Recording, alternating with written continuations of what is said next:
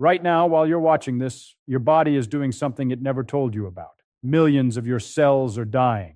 Millions more are being born to replace them.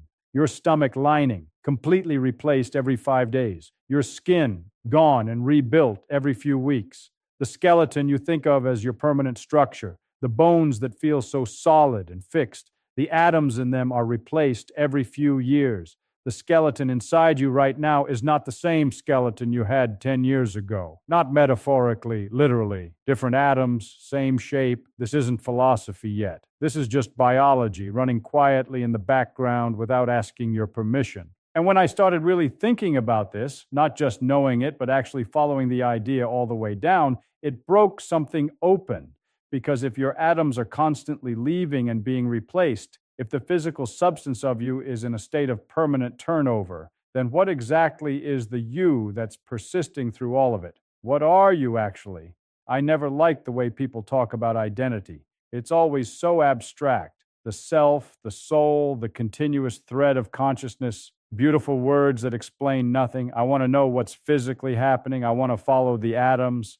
Here's how I think about it. Don't think of yourself as a thing. Think of yourself as a process. There's a difference, a big one. A rock is a thing. It sits there. Its atoms stay put. You can come back to it in 1,000 years and it's basically the same rock. But a flame is a process. The molecules burning in a candle flame right now are not the same molecules that were burning a second ago. The flame is consuming fuel, releasing heat and light, constantly taking in new material and transforming it. And yet we look at a candle and say the flame is still burning. We don't say that's a different flame now. The pattern persists, even though the substance is always changing. You are more like a flame than a rock. You always were. So what's staying the same? If it's not the atoms, and it isn't, what is it? People jump straight to memories. That's what makes you you, they say. The continuity of memory, the thread of experience running from childhood to now. And I understand why that feels right. But here's where it gets uncomfortable. Memory is not a recording. When you remember something, anything, a birthday party, your first day at school, something that happened last week, you are not pressing play on a stored file. You're reconstructing it every time. Your brain pulls fragments from different storage locations, stitches them together, fills in the gaps with what seems plausible, and produces a coherent narrative.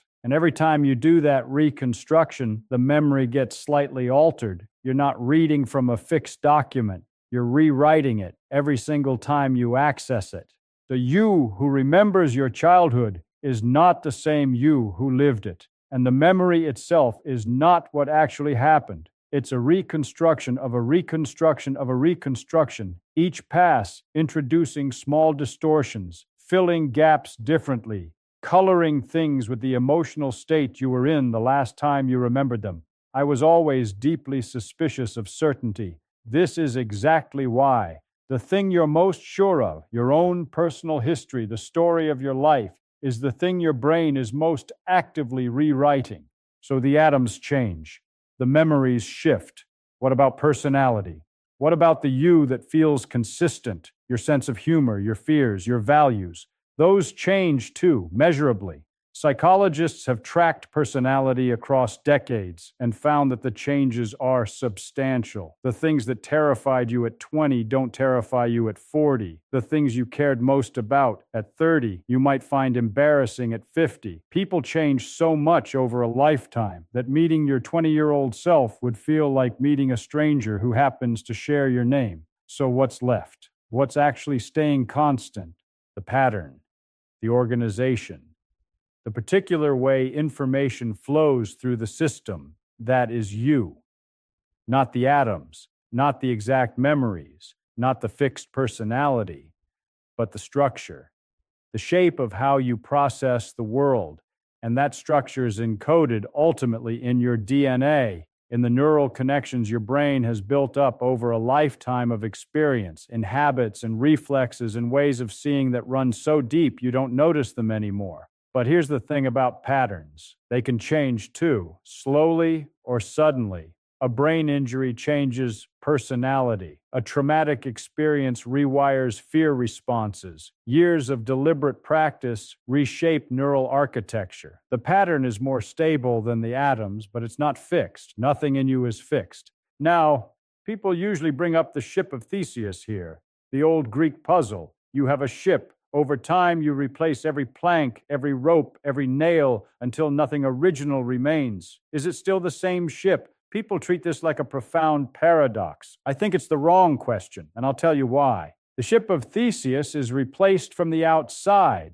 Someone comes along, removes a plank, puts in a new one. The ship itself is passive in this process. It's just sitting there, having things done to it.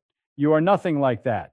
Your body is replacing itself from the inside, using instructions encoded in your own DNA in a continuous, active, self-directed process that has been running since before you were born. The replacement isn't something happening to you. The replacement is you. It's not that you're a ship having your planks swapped out. You're a process that builds its own planks, replaces them on schedule, and maintains the overall structure through the exchange. There's no original ship to go back to because there never was a static original. You started changing the moment you started existing. And now let's go deeper, because biology is one level of this, physics is another.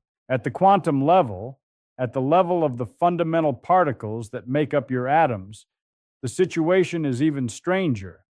Particles don't have continuous identity the way everyday objects seem to. An electron is not a tiny ball persisting through time. It's an excitation in a quantum field, more like a wave in water than a marble rolling across a table. And every electron in the universe is identical, not similar, identical. There is no property you could measure that would distinguish the electron in your hand from any other electron anywhere. They're not individuals, they're ripples in the same field. My path integral formulation, the way I learned to think about quantum mechanics, says something even more radical about continuity. A particle moving from point A to point B doesn't take one path. It takes all paths simultaneously. Reality at the quantum level is not a single thread running from past to future. It's the sum of every possible thread, weighted by probability. The clean, continuous, single-track story we tell about objects moving through time. It's an approximation, a very good approximation at human scales, but an approximation nonetheless. If even particles don't have clean, continuous, individual identity, if the most fundamental constituents of matter are not persistent things, but momentary events in fields, then the idea of a fixed, continuous self starts to look like something we invented for convenience, not something we discovered in nature. And now the question that makes people either very anxious or very free, depending on how they're wired. If you're not the same person you were 10 years ago, different atoms, reconstructed memories, shifted personality, changed values, then who is responsible for what that past version of you did? Who gets the credit for what they built? Who carries the consequences of what they chose? I wouldn't answer this philosophically. I'd answer it practically. The pattern carries the consequences forward, even when the atoms don't. You inherit your past self's choices the way a country inherits its history. You didn't make all of it. Some of it was made by a version of you that no longer exists in any physical sense, but you're living inside the consequences of those choices, the relationships that past you built or damaged, the skills that past you developed or neglected, the reputation that past you earned or lost. The pattern inherited the results, even as the substance changed. That's not a comfortable answer, but I never thought comfort was the point. Here's what I actually found exciting about all of this. And I want to be clear that I found it genuinely exciting, not in a performed way, but in the way you feel when a piece of physics snaps into place and suddenly a dozen things you didn't understand become obvious. Nature doesn't need a fixed self to produce consistent behavior. That's the miracle. The rules operating on constantly changing matter still produce recognizable patterns. Your friends recognize you. Your habits persist. Your particular way of laughing at something, your specific angle on a problem, your characteristic response to being wrong. These stay consistent even as the atoms swap out, the memories reconstruct, the personality slowly drifts. The stability isn't in the substance. It's in the rules governing how the substance organizes itself. This is what physics always does. It finds the thing that's actually conserved, the thing that the equations say must stay the same. And it turns out that thing is almost never the thing that seemed permanent at first glance. Energy is conserved, not the particular form it takes. Momentum is conserved, not the specific objects carrying it. Information, some physicists argue, is conserved. It can't be created or destroyed, only transformed and redistributed, not that you persist, that the pattern is stable enough to feel like persistence, even when nothing underneath is fixed. That's the real answer. And I think it's a better answer than a fixed soul, because it's true. Let me leave you with two questions. Just sit with both of them. If you woke up tomorrow with no memories but every single one of your current atoms, same matter, no continuity of experience, would that be you? And if you woke up tomorrow with all your memories, your complete personal history intact, but every atom in your body had been replaced with a different one, which, by the way, is roughly what happened to you over the last decade, would that be you? You already know which one feels right. The memories, the information, the pattern, not the hardware. That's Feynman's point, stripped to its core. What you are is the information, not the matter carrying it.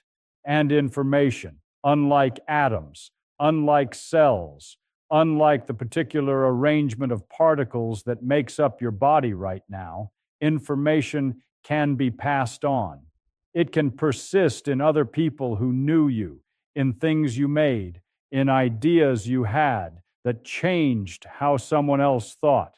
The atoms scatter, the pattern echoes. You are not the same person you were yesterday. You never were. And somehow, that's not a loss. That's just what being alive actually is.